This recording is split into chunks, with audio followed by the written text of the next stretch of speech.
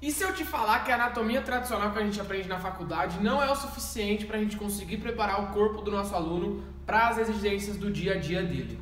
Se você treinar só na musculação, você vai estar treinando somente a anatomia tradicional. Para você ter um treinamento bem específico, você precisa pensar na função do músculo e na neurobiomecânica da musculatura. Então fica aqui que depois da vinheta a gente vai falar mais sobre isso e relacionar isso com disfunção motora.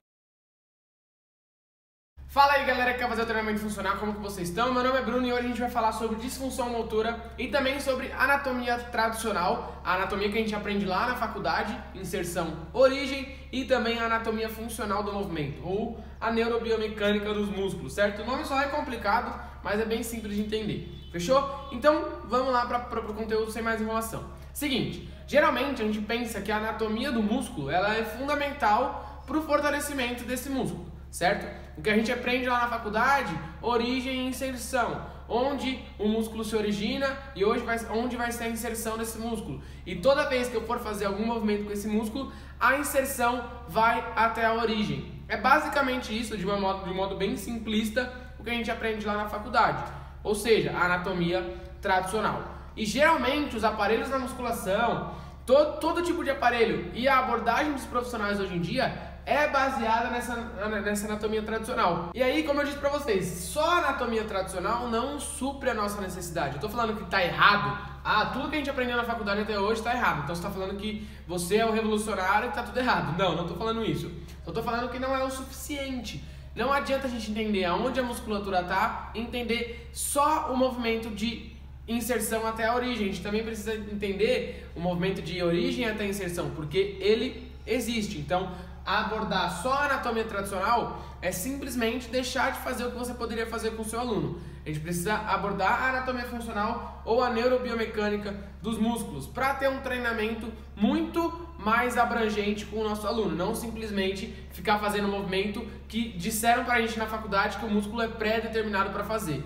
O músculo ele tem diversas opções de movimento, diversas opções de realizar força de contração, e limitar o nosso aluno só na anatomia tradicional é limitar o desempenho dele também. Então tem que ficar ligado com isso. E outra coisa bem importante que vai diferenciar bastante a anatomia tradicional da neurobiomecânica dos músculos é a interação em cadeias cinéticas dos músculos. Cadeia cinética, imagina uma cadeia ramificada lá na química, que é vários elementos um ligados com o outro. Imagina isso na musculatura. Cadeia cinética é uma musculatura ligada com a outra através de faces, articulações, enfim.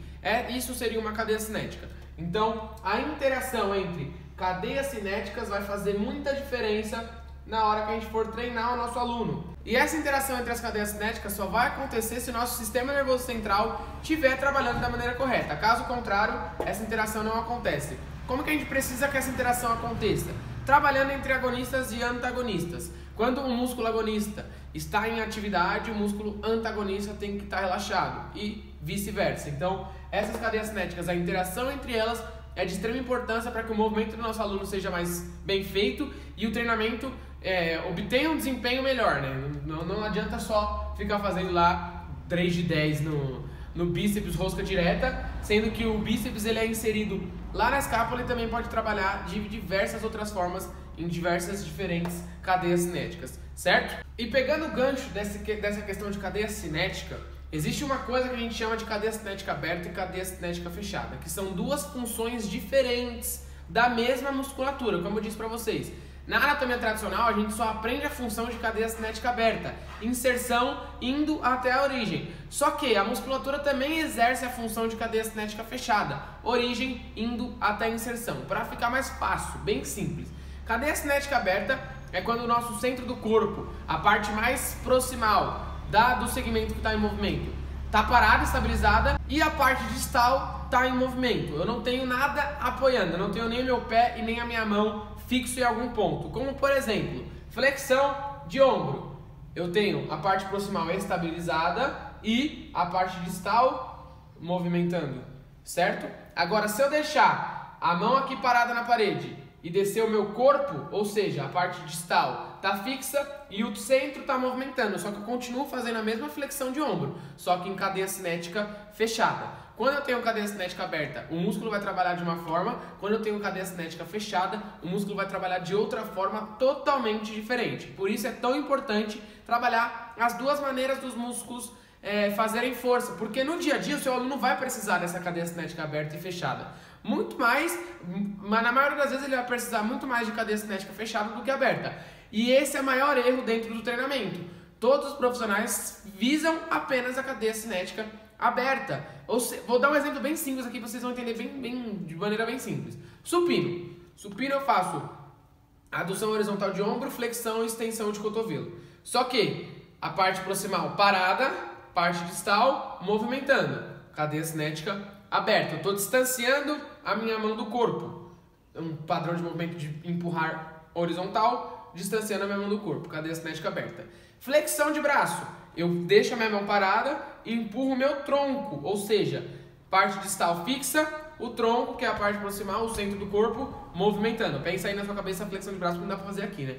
Mas os dois movimentos são os mesmos, que são empurrar horizontal. Então eu faço o mesmo movimento, cotovelo, flexiona e estende, ombro, abduz horizontalmente. Só que cadeia cinética aberta, cadeia cinética fechada. Totalmente diferente a função muscular. E aí você não pode deixar de trabalhar com o seu aluno cadeia cinética aberta e principalmente cadeia cinética fechada. Esse é o maior erro de todos os profissionais de educação física. Sério, eu nunca vejo ninguém que consegue trabalhar cadeia cinética aberta e cadeia cinética fechada da maneira correta. Por conta de falta de conhecimento. Simples assim. Certo? Outra coisa também, o músculo ele tem uma função que a gente chama de função estabilizadora e função fásica. E sempre a função estabilizadora do músculo tem que preceder a função fásica, ou seja, a função de estabilidade, a função de deixar a postura correta do corpo tem que vir antes da função de realizar movimento. Como por exemplo, o bíceps que eu falei para você. Quando eu estou na flexão de braço, o bíceps ele vai trabalhar para estabilizar a escápula junto com outros estabilizadores também, estabilizar o ombro e tudo mais.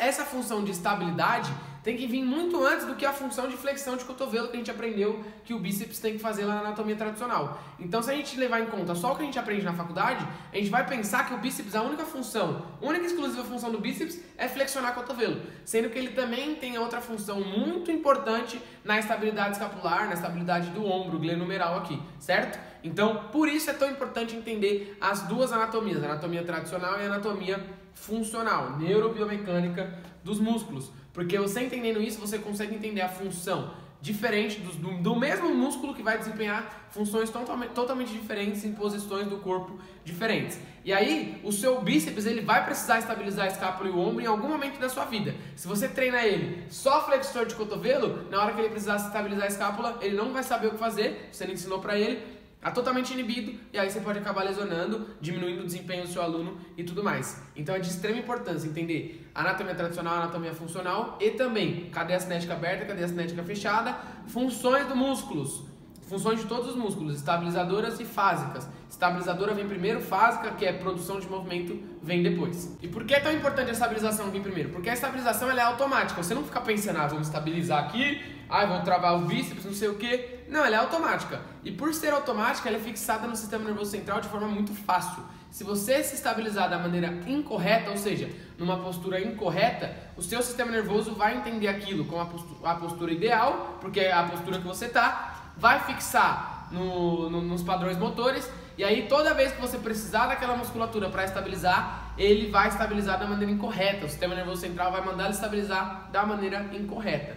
Por isso que a estabilização é tão importante, a gente precisa trabalhar essa estabilização para fixar o padrão correto no sistema nervoso central, para toda vez que a gente precisar dessa postura, a postura ser correta. Se a postura estiver incorreta, a chance de você diminuir o desempenho e principalmente gerar lesão no seu aluno é muito grande mesmo, precisa tomar bastante cuidado com isso. Para avaliar a postura dos seus alunos, essa questão de músculo e função estabilizadora, testes individuais para a musculatura não vão funcionar muito bem, porque a musculatura em si, na hora que você faz o teste individual nela, ela não está desempenhando a função estabilizadora dela. Você precisa fazer um teste geral, com movimentos funcionais, para entender se aquela musculatura está trabalhando da maneira correta da forma que ela vai ser exigida no dia a dia. Então, precisa prestar bastante atenção na hora que for avaliar o seu aluno, porque você pode fazer o teste individual na musculatura, pensar que não tem nada de errado, só que quando ele vai para o movimento, para o padrão de movimento, fica totalmente incorreto.